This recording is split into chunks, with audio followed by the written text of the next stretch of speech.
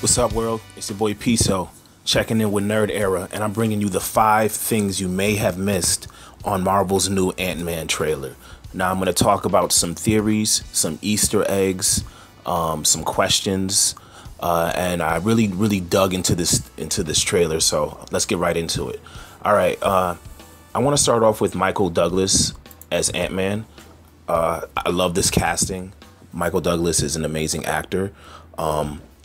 I want to also talk about Hank Pym as a character, and I feel like Hank Pym needs to really be spoken about because he's one of the most intriguing characters in the Marvel Universe.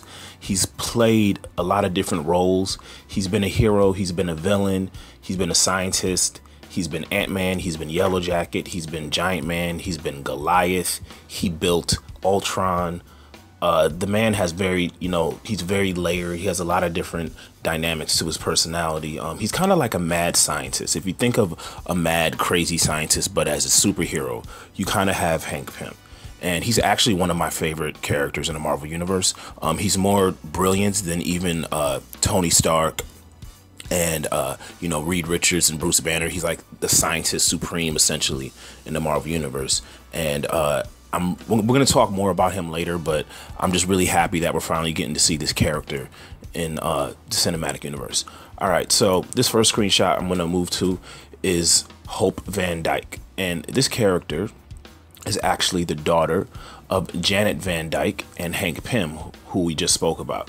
And Janet Van Dyke is actually one of the founding members of the Avengers, and she was a character called the Wasp. And she used similar Pym particles to shrink in size and use wings, and she has little wasp blasts and whatnot. So it's really interesting that they're not including Janet Van Dyke, but including her daughter Hope Van Dyke, because there actually isn't a Hope Van Dyke in the Marvel Universe.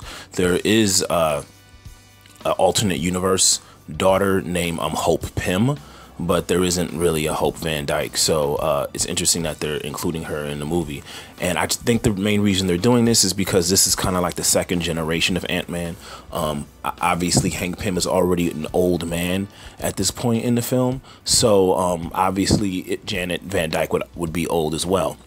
And there was an interesting storyline that occurred in the comic books when Hank Pym, during some of his more crazy and angry days, actually beat on Janet Van Dyke. So I'm wondering if that relationship is going to be fleshed out in the movie. You know, perhaps the daughter is very estranged from the father, and I kind of think that Hank Pym is kind of going to be this hermit, kind of mad scientist living in a cave by himself, you know, cut off from his family and cut off from the outside world. So I imagine that his daughter is not going to be too fond of him in this film, and she looks like she's going to kick a lot of ass. You know, it showed her, you know, fighting Paul Rudd and shooting guns and stuff, so she's probably going to be pretty kick-ass.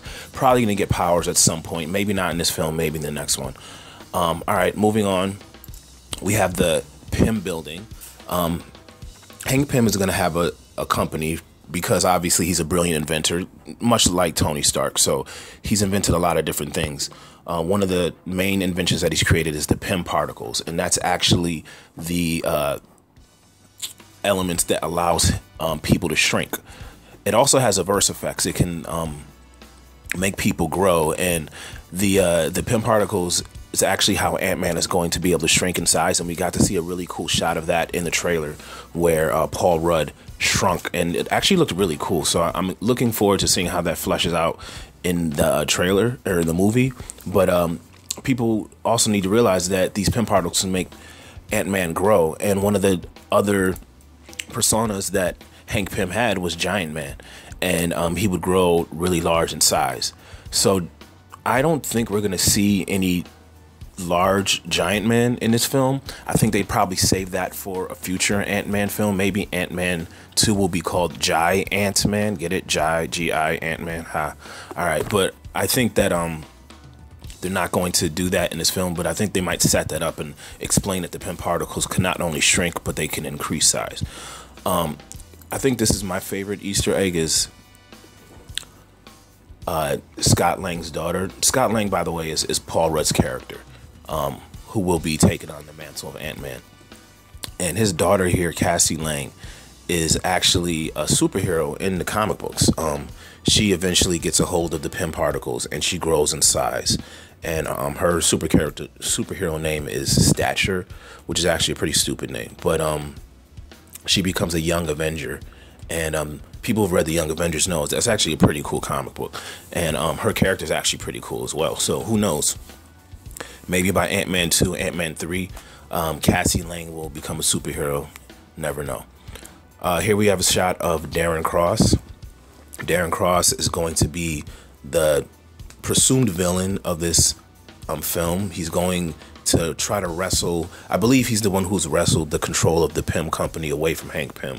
So he controls the Pym company, and he's using it for obviously evil reasons, probably. Just like, you know, Pym was kind of a conflicted and kind of crazy character.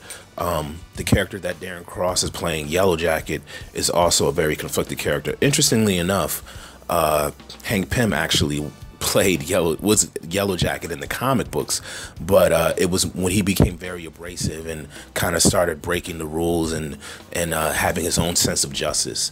So it's going to be interesting to see how they, you know, play around with the, you know, Yellow Jacket mythology and how Darren Cross ends up using the Pym particles to become a villain.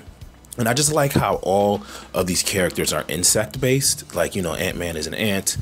The Wasp, she's of course a wasp, and Yellow Jacket is obviously like a bee or some sort of bumblebee or whatnot. And I think that's pretty cool because these insect like suits look pretty cool.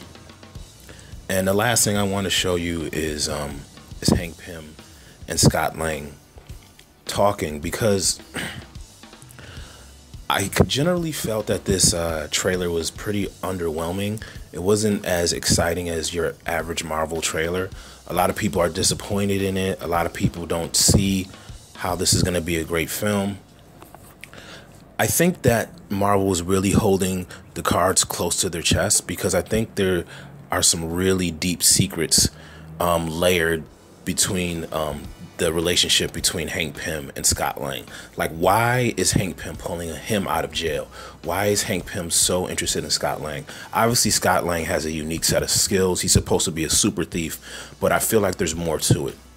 And in my heart of hearts, and this is just how I feel, I think Hank Pym is going to be a secret villain in this film, and I think it's going to have kind of like a almost M. Night Shyamalan like twist at the end of the movie, where Michael Douglas's Hank Pym ends up being a bad guy, because, you know, he in the comic books, you know, like I said, he's a mad scientist, and he has a lot of volatile, you know, personality traits. And just like any mad scientist, they think they're right, and in the name of science or in the name of whatever goals they're trying to achieve, they will do anything, including manipulate someone into doing something for them. So maybe he's secretly a sociopath, and maybe he's not really a real supervillain, but maybe he's just crazy. So it's going to be interesting to see what they have. Right now, most people are going with this movie simply because it's Marvel. We love the Marvel brand. We trust the Marvel brand.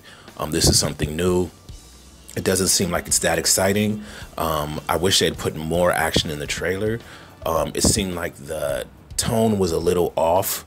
They tried to make it seem like it was kind of dark and kind of like menacing and kind of epic, but it didn't have anything really epic.